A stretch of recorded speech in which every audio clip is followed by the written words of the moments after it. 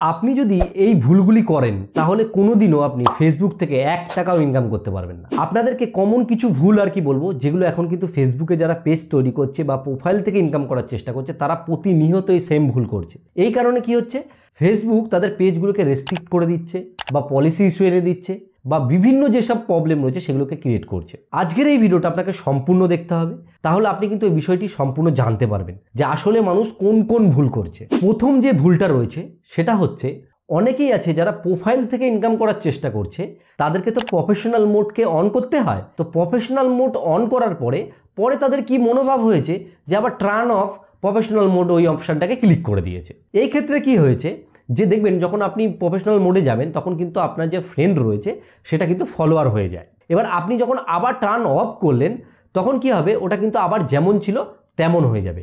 আবার আপনি professional mode on করে দেখুন ফিরে আসলেন, কিন্তু এই ক্ষেত্রে কি হবে, আপনার পেজের যে রিচ রয়েছে এটা কিন্তু একদম পড়ে যাবে। রিচ এমন পরিমাণে ডাউন হবে, আপনি যতই ভিডিও দেন যাই করেন কোনো মতে কিন্তু আপনি আপনার পেজের যে রিচ আর ফিরিয়ে আনতে পারবেন না।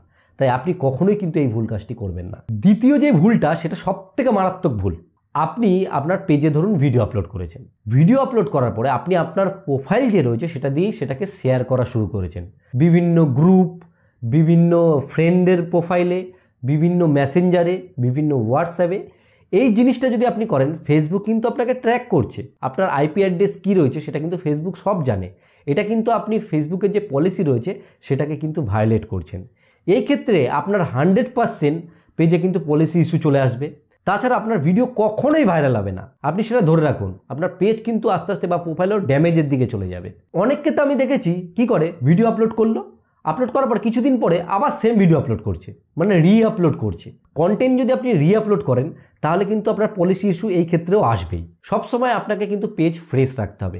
একটা কন্টেন্ট আপনি আপলোড করেছেন, সেই সেম কন্টেন্ট আপনি কিন্তু পেজে আর কখনোই আপলোড করবেন না। আর তাছাড়াও আপনি কখনও কপিরাইট যে কন্টেন্ট রয়েছে সেই কন্টেন্ট নিয়ে কখনও ভিডিও আপলোড করবেন না। এই ক্ষেত্রেও কিন্তু আপনার পেজে আনঅরিজিনাল যে কন্টেন্টের যে ইস্যুটা সেটা কিন্তু চলে আসে। আর একটা যে বড় ভুল রয়েছে সেটা হচ্ছে গিয়ে, আপনি যখন কোনো ভিডিও তৈরি করছেন সেই সময় আপনাকে মাথায় রাখতে হবে আপনি এমন কিছু কথা বলবেন না যেটা হেট, বা এমন কিছু কথা বলবেন না যেটা গালাগালি, বা এমন কিছু ভিডিওতে দেখাবেন না যেটাতে ব্লাড বা রক্ত দেখাচ্ছে, কিংবা এমন কিছু দেখাবেন না যেখানে কোনো অ্যাক্সিডেন্টের শো দেখাচ্ছে। সেসব জায়গায় ব্লাড ইউজ করুন, কারণ এই টাইপের কন্টেন্টগুলো খুব সেন্সিটিভ কন্টেন্টের মধ্যে চলে আসে।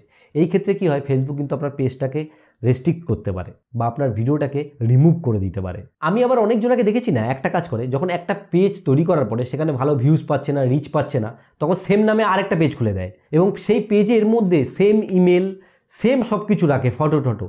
এই ক্ষেত্রেও কিন্তু আপনার অনেক বড় প্রবলেম হবে। পেজের নাম কখনো সেম, তারপর পেজের ইমেল অ্যাড্রেস, পেজের যে ওয়েবসাইট, যাবতীয় যা রয়েছে এটা কখনোই সেম রাখবেন না। কারণ আপনি যখন নতুন পেজ শুরু করছেন, ওটা নতুন নাম, সব নতুনভাবে ফ্রেশভাবে শুরু করুন। ফেসবুকে আপনাকে কাজ করতে গেলে একদম সম্পূর্ণভাবে পরিষ্কার থাকতে হবে।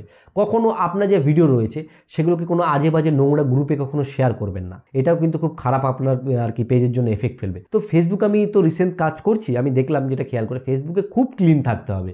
ক্লিন না থাকলে আপনি কখনোই ফেসবুক থেকে কিন্তু 1 টাকাও ইনকাম করতে পারবেন না। তো আশা করি পুরো ব্যাপারটা আপনাদের কাছে ক্লিয়ার হয়ে গেছে।